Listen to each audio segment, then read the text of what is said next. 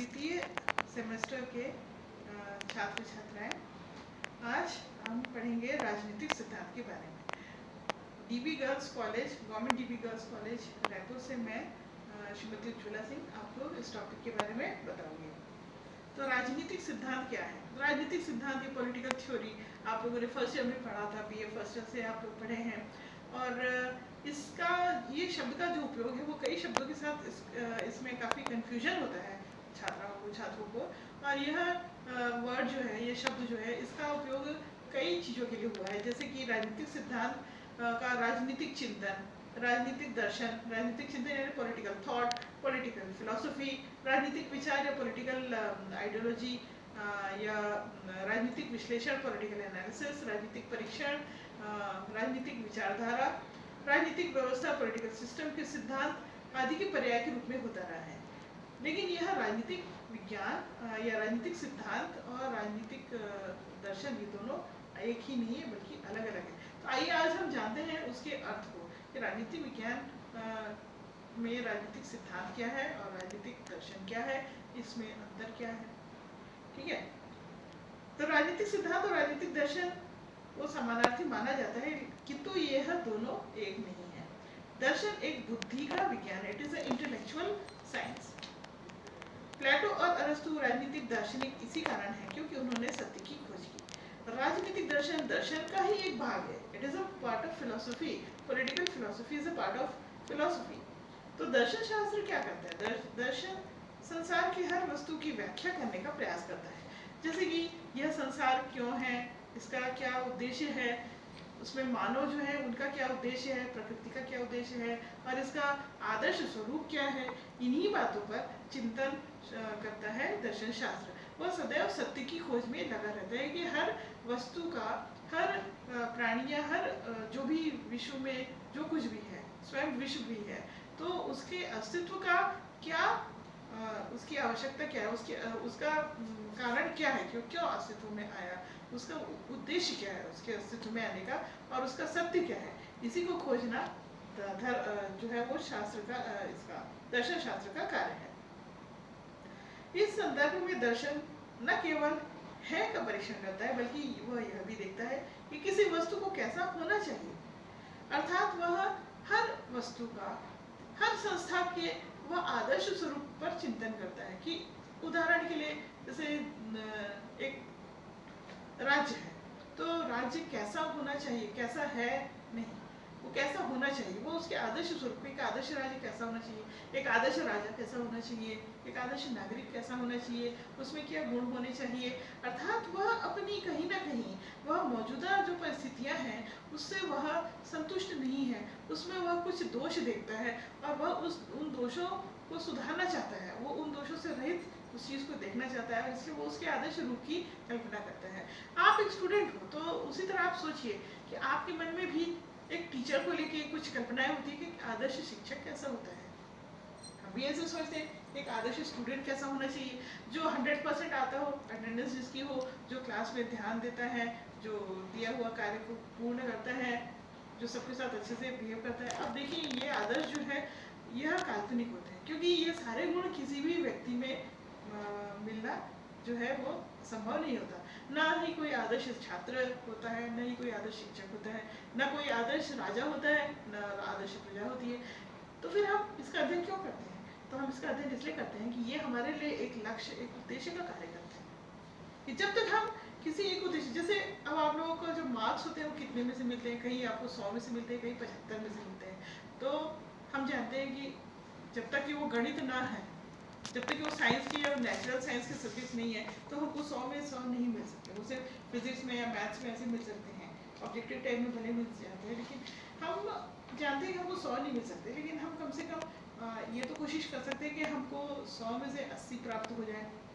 हम ज़्यादा से ज़्यादा प्राप्त करने की कोशिश करते हैं, तो उस आदर्श जो अंक है उसको प्राप्त करने की कोशिश करते हैं। उसी प्रकार से जो गुण होते हैं एक आदर्श शिक्षक के, आदर्श छात्र के, ये जब जैसे हम आपकी अपनी बात कर रहे हैं, तो हम में 10 गुण तो नहीं होंगे, लेकिन कम से कम कोशिश तो कर सकते हैं कि हम 9 गुण उसमें से हमारे अंदर आ जाए। तो उसी प्रकार से यह हर संस्था को, हर पद को जो है वो इसी नज़रिए से देखते हैं कि ये और कैसे सुधर सकता है, इसमें और कौन सी गुण इसके अंदर आ सकते हैं ताकि वह अपने आदर्श स्वरूप को प्राप्त करें। तो आगे बढ़ते हैं। अब जो भी कोई वस्तु होती है इसे कैसा होना चाहिए उसका यह अध्ययन करता है। इसमें वैज्ञानिक परीक्षण के साथ साथ कल्पना लोक की बातें भी शामिल होती हैं। अब देखिए, जो चीज़ है वो हमें प्रकट सामने दिखता है, उसका प्रमाण है, उसका सबूत है, लेकिन जो चीज़ है ही नहीं उसकी तो हम सिर्फ कल्पना कर सकते हैं। एक आदर्श प्रधानमंत्री, एक आदर्श राष्ट्रपति, एक आदर्श राजा, ये तो ऐसे वो व्यक्ति हैं जो वास्तव में शायद नहीं है, लेकिन हम सिर्फ ऐसी उनकी कल्पना हम कर सकते हैं। हेलोवेल के अनुसार दर्शन अर्थ की तलाश है। यह हमारे ज्ञान को कुछ विवेकशील और सार्थक प्रतिमानों में संलिष्ट यानी प्रकट करने का प्रयास करता है। उसमें यह कि हम कुछ संलिष्ट विवेकशील अर्थात तर्कसंगत बुद्धि से अच्छी भली भांति सोचा भी जा रहा और सार्थक। दर्शन का वास्तविक उद्देश्य हमारे ज्ञान को बढ़ाना ही नहीं है, बल्कि उस ज्ञान को अधिक गहन करना भी है। जब दर्शन को राजनीतिक घटनाओं पर हम लागू करते हैं तब वह दर्शन राजनीतिक दर्शन बन जाता है। तो हेलोवेल कहते हैं कि राजनीतिक दर्शन का एक मेन या प्रमुख कार्य यह है कि वो मानव के विश्वासों को आत्मसजगता में लाए, है ना, to bring the beliefs of man into his consciousness and तर्क और बुद्धि के आधार पर उनकी समीक्षा करें कि जो हमारे अधिकार हैं, जो हमारे जैसे कुछ हमारे मूल्य हैं जीवन के, स्वतंत्रता है, समानता है, ये हमें ऐसे ही प्राप्त हो गई, है ना। आप लोगों को तो आप लोग पैदा हुए स्वतंत्र भारत में हुए, हम इसका क्या मूल्य जानते हैं, हम इसके बारे में क्या जानते हैं, क्या समझते हैं, केवल क्या ये कुछ अनुच्छेद है जो हमारे संविधान में लिखे हैं, इसके मूल में क्या है, क्यों आवश्यक है, स्वतंत्रता हमारे लिए क्यों आवश्यक है, ये सभी चीज़ों की जो उत्तर है वो हमें दर्शन में प्राप्त हो सकते हैं। ठीक है। अब राजनीतिक दर्शन और राजनीतिक सिद्धांत में कुछ मुख्य अंतर है और वो ये है कि दार्शनिक सिद्धांत शास्त्री जो है वह हो सकता है, लेकिन जैसे प्लेटो और अरस्तु, लेकिन जरूरी नहीं है कि सिद्धांत शास्त्री दार्शनिक भी हो। हैरोल्ड लॉसवेल और चार्ल्स मेरिल सिद्धांत शास्त्री तो थे, लेकिन वे होब्स और लॉक जैसे महान दार्शनिक नहीं थे। तो चार्ल्स मेरियम क्यों नहीं थे और लॉसवेल क्यों नहीं थे? वे दार्शनिक नहीं थे, क्योंकि जो दार्शनिक होता है वह कल्पना लोक में विचरण करता है, उसका जो चिंतन मनन होता है वह कल्पना एवं तर्क पर आधारित होता है। वह काल्पनिक जो दशा है उस पर वह एक आज के आदर्श को स्थापित करना चाहते हैं कि वो एक आदर्श की कल्पना करते हैं और वो उसे वास्तविकता में धरातल पे उस स्वर्ग रूपी संस्था को उतारना चाहते हैं। और वर्तमान में हम जो देखते हैं कि जो वर्तमान में हमारे वैज्ञानिक रहे हैं वे यथार्थ से जुड़े हुए हैं, जो वास्तविक संस्थाएं उनका अध्ययन करते हैं और उसके आधार पे वो अपनी जो निष्कर्षों को प्रस्तुत करते हैं। चलिए, राजनीतिक दर्शन का राजनीतिक संस्थाओं के साथ उतना ही निकट का संबंध नहीं है जितना उन विचार और महत्वाकांक्षाओं के साथ जो उन संस्थाओं में निहित है। हर संस्था में, चाहे वह एक राज्य हो, चाहे वह समाज हो, उनका अध्ययन में उतना उससे अधिक वह उनके अस्तित्व के ऊपर चिंतन मनन करने का कार्य दर्शन शास्त्र के द्वारा किया जाता है। यह अंतिम निहित प्रेरणाएं विश्वास और महत्वाकांक्षाओं की खोज करने के आड़ में राजनीतिक घटना और संस्थाओं की सतह के भीतर देखने का प्रयास करता है। हर संस्था के भीतर कुछ अंतर्निहित प्रेरणाएं होती हैं जो उसको चलायमान करती हैं, जो उसे बनाए रखती हैं। तो वो कौन सी प्रेरणाएं हैं जो उसे चलाए रखती हैं? आज हम जिस दौर से हमारा समाज आज के दौर में जो गुजर रहा है, हम कहीं इन प्रश्नों के ऊपर चिंतन करने लगे हैं कि क्या आज के देश जो शक्तिशाली है, क्या एक देश को शक्तिशाली होना चाहिए या उसके कुछ और भी उद्देश्य होने चाहिए? आज हमने प्रकृति के साथ इतना खिलवाड़ किया जिसका जो है फलस्वरूप आज हम जो कोरोना की जो महामारी है उसके हम आगे खड़े हैं। बड़े बड़े देश जिन्होंने अपने संसाधनों को विनाश के उपकरण बनाने में जाया किया, समय धन सबकी बर्बादी की, और वो एक बीमारी से पूरा विश्व जो है वो लड़ने में अपने आप को सक्षम नहीं पा रहा है। तो क्या ये देश जो सफल देश है, क्या ये वास्तव में उनकी ये सफलता है? क्या हमारे उद्देश्य यही होने चाहिए? एक राज्य का क्या उद्देश्य होना चाहिए? इस पर यह बड़ा एक प्रश्न चिन्ह लगता है और यहाँ हमारे सामने दर्शन आता है और हमारे इसमें सहायता कर सकता है। उपयुक्त विवेचना से स्पष्ट है कि राजनीतिक दर्शन का मुख्य सरोकार इस समस्या से है कि उत्तम जीवन की प्राप्ति के लिए किस तरह का राजनीतिक संगठन उपयुक्त होगा। तो उत्तम जीवन क्या है? यह नैतिक चिंतन का विषय है। उत्तम जीवन, आपके विचार में क्या है उत्तम जीवन?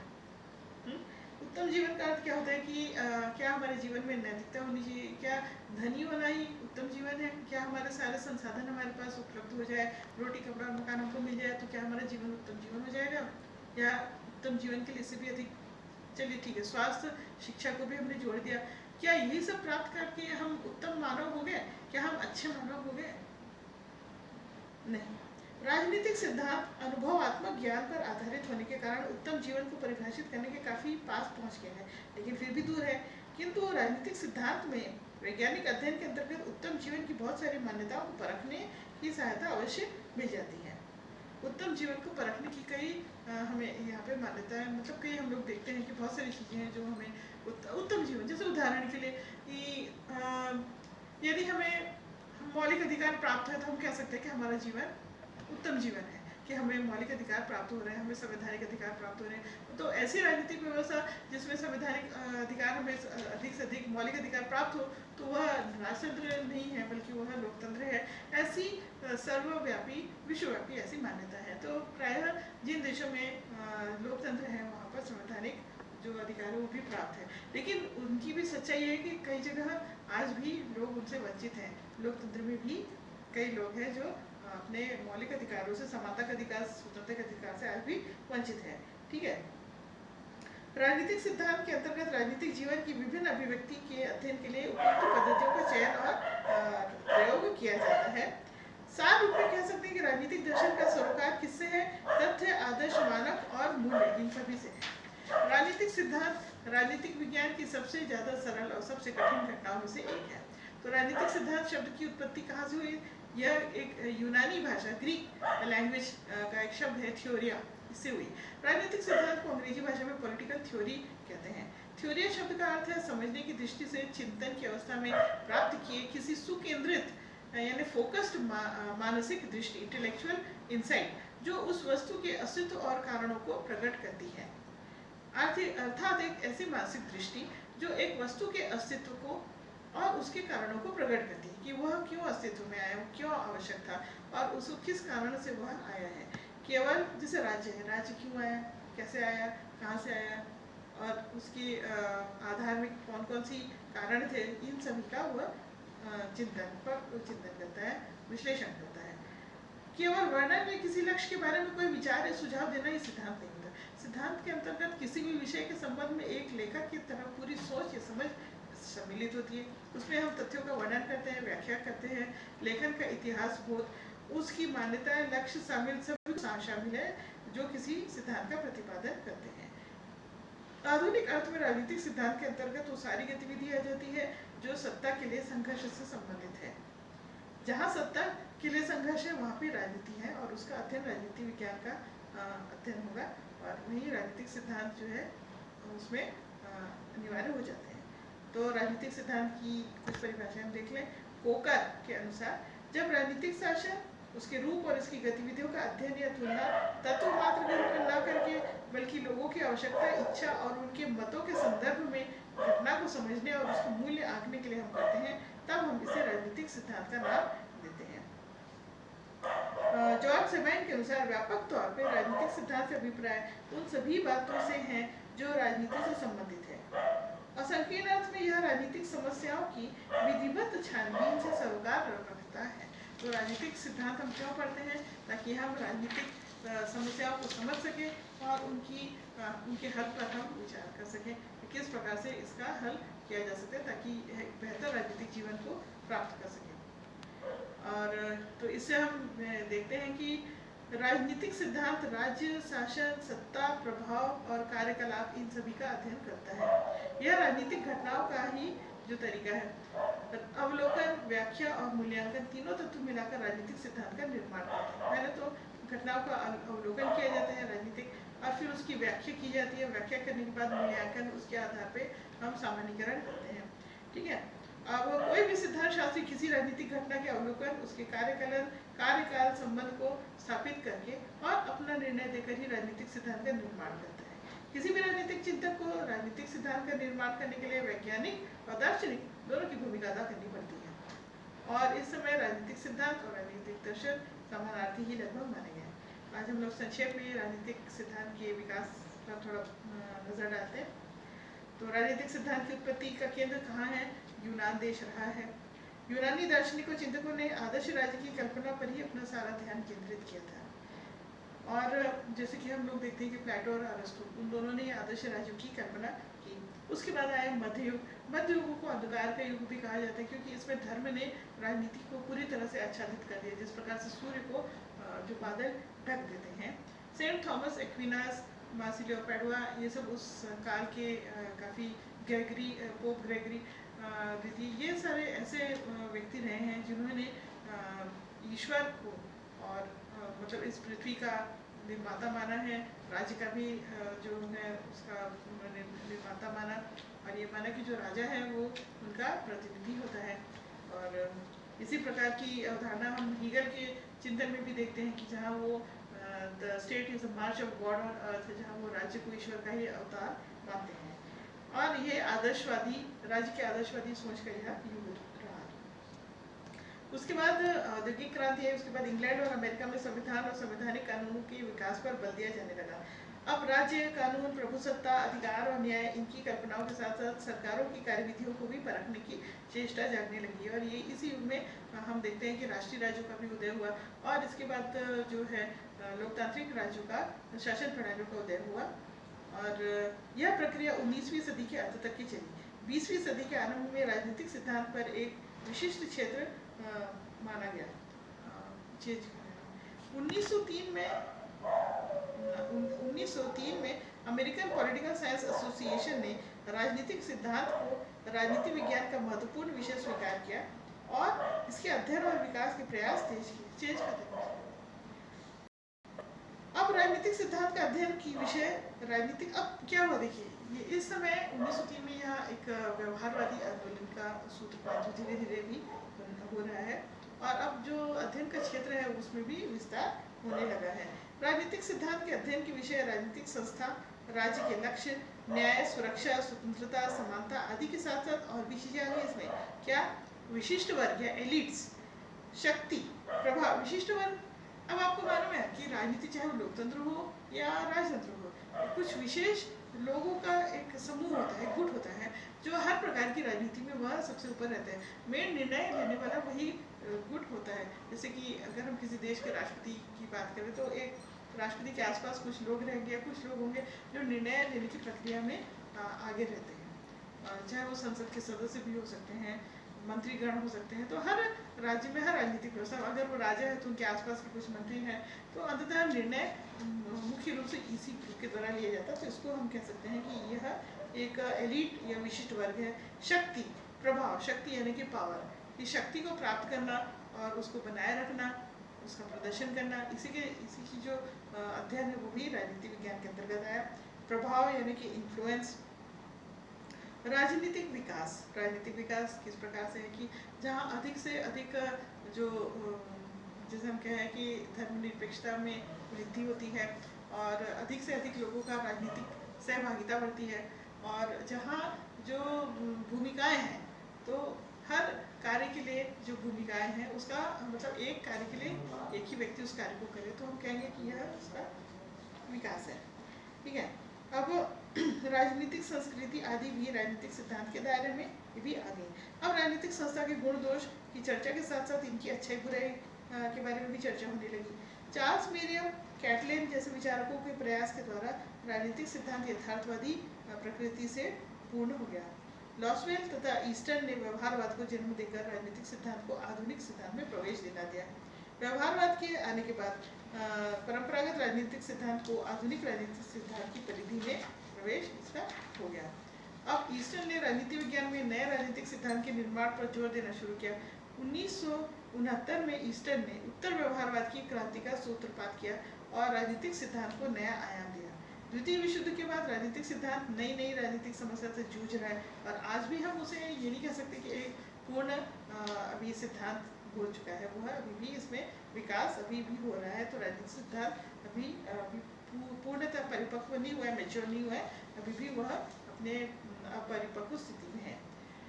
तो चलिए आज हम थोड़ा सा इस पर चर्चा कर लें कि परंपरागत राजनीतिक सिद्धांत तो प्लेटो और अरस्तु से हम प्रारंभ करें और उसे लेकर व्यवहारवादी की शुरुआत तक का जो समय है, जो काल है, उसको हम परंपरागत राजनीतिक सिद्धांत का काल कह सकते हैं। और इसमें व्यवहारवादी क्रांति से पहले की प्रचलित विषय सामग्री, राजनीतिक संस्था का अध्ययन, विचारधारा और राजनीतिक विचारों का विश्लेषण सब इसमें शामिल होता है। राज्य, राज्य की प्रकृति और राज्य का आधार, सरकार, कानून, नैतिकता, प्राकृतिक विधि, राजनीतिक संस्थाएं आदि परंपरागत राजनीतिक सिद्धांत के महत्वपूर्ण विषय रहे हैं। परंपरागत राजनीतिक सिद्धांत के विकास में प्लेटो, अरस्तु, Hobbes, Locke, Hegel, Karl Marx और मॉन्टेस्क्यू आदि राजनीतिक विचारकों का बहुत ही महत्वपूर्ण योगदान रहा है। अब हम इनकी विशेषताओं पर संक्षेप में थोड़ा प्रकाश डालेंगे। तो परंपरागत राजनीतिक सिद्धांत की विशेषताएं हैं, सबसे पहले ये होती हैं मूल्य सापेक्ष, मूल्य निरपेक्ष नहीं, मूल्य सापेक्ष है। परंपरागत राजनीतिक सिद्धांत में मूल्य, आदर्श और परम तत्वों को सबसे ऊंचा स्थान दिया गया है। प्लेटो का न्याय सिद्धांत, अरस्तु का मध्यम प्रजातंत्र, लॉक का प्राकृतिक कानून, रूसो की समान इच्छा इसी प्रकार के हैं। और परंपरागत राजनीतिक सिद्धांत का निर्माण सिद्धांत निर्माताओं की मान्यताओं से हुआ है। इनके समक्ष अनुभविक तथ्य, जांच, प्रमाण तथा अवलोकन का कोई महत्व नहीं है। परंपरागत राजनीतिक सिद्धांत चाहिए प्रकृति का है। इसके अंतर्गत राजनीतिक सिद्धांतकार हमेशा क्रियात्मक उद्देश्य को लेकर लिखते रहे हैं। उनका उद्देश्य सुधार, समर्थन या विरोध करना रहा है। सुधार, समर्थन या विरोध। अब आप देखिए, ये क्या है का अध्ययन नहीं कर रहे हैं, ये क्या होना चाहिए के बारे में अपने विचार व्यक्त कर रहे हैं। इन्होंने कल्पना की, चाहे वो प्लेटो हो तो उन्होंने भी एक आदर्श राज्य की कल्पना की, होब्स, लॉक, रूसो है तो उन्होंने एक प्राकृतिक अवस्था की कल्पना की, क्योंकि वो अपने वर्तमान से खुश नहीं थे और वो उसमें सुधार चाहते थे। अगला है समस्याओं का समाधान।